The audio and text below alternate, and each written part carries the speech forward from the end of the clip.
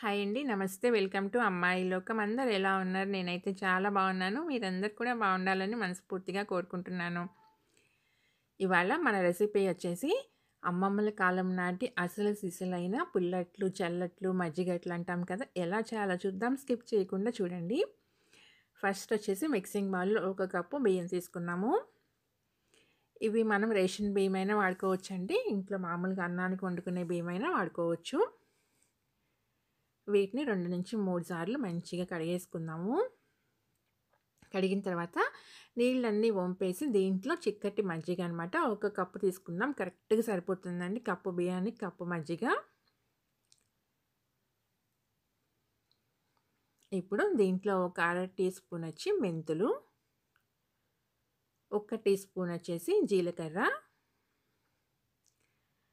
వేసి మంచిగా మిక్స్ చేసేసుకొని మూత పెట్టి 2 గంటల పాటు నానబెట్టుకుందామండి. ఒకవేళ మీరు ఇవి ఏంటంటే నేను తీసుకున్నది పుల్లటి మజ్జిగ అనమాట. మీ దగ్గర గనక పుల్లటి మజ్జిగ లేకపోతే మీరు నైట్ ఫుల్‌గా నానబెట్టుకోండి మజ్జిగలో. 2 అవర్స్ తర్వాత చూద్దాము.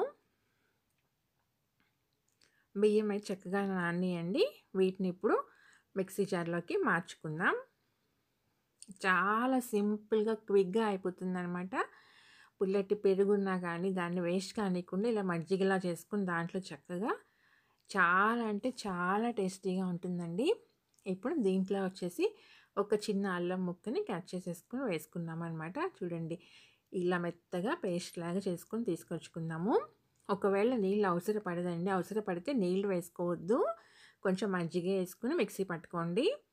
తర్వాత రుచికి సరిపడినంత ఉప్పు, కొంచెం ఇంగువ వేసేసుకొని ఒక గంట పాటు మూత పెట్టి పక్కన పెట్టుకుందాము. ఒకవేళ మీకు టైం లేదనుకోండి, వెంటనే వేసుకోవాలనుకోండి వేసుకోవచ్చు. కొంచెం ఒక చిటికెడు వంట సోడా వేసేసుకోండి. టేస్ట్ బావుంటుందనమాట. ఇక వంట సోడా వేయకుండా నేను వేసాననమాట. గంట సేపు నానబెట్టుకొని వేసాననమాట. చూడండి గంట తర్వాత చక్కగా చిక్కబడిపోయిందనమాట పిండి. ఒకసారి మంచిగా కలిపేసుకొని దీంట్లో ఇప్పుడు ఒక పెద్ద ఉల్లిపాయ, ఒక పచ్చిమిర్చి, కొంచెం కరివేపాకు అనమాట కట్ చేసుకొని పెట్టుకున్నాము. వేసేసుకున్నాము.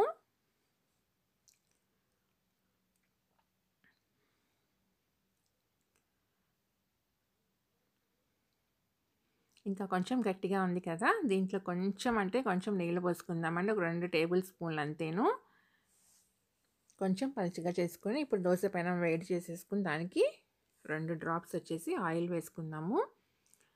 వేసుకుని దాన్ని టిష్యూ పేపర్‌తో చక్కగా మొత్తం స్ప్రెడ్ చేసుకొని ఒక గరిటె పిండి వేసి దాన్ని స్ప్రెడ్ చేయొద్దండి పిండిని. అలా వదిలేసామంటేనే మనకి చాలు.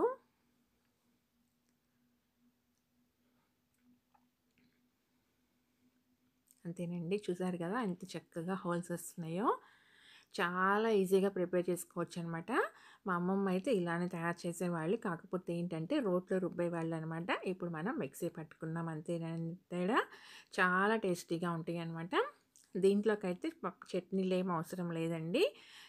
మేము చిన్నప్పుడైతే మామిడికాయ పచ్చడి కానీ, టొమాటో పచ్చడితో కానీ తినేవాళ్ళమనమాట. చాలా టేస్టీగా ఉంటాయి. తప్పకుండా ట్రై చేసి చూడండి. మీకు ఎలా వచ్చిందో కూడా నాకు తప్పనిసరిగా కామెంట్ చేయండి.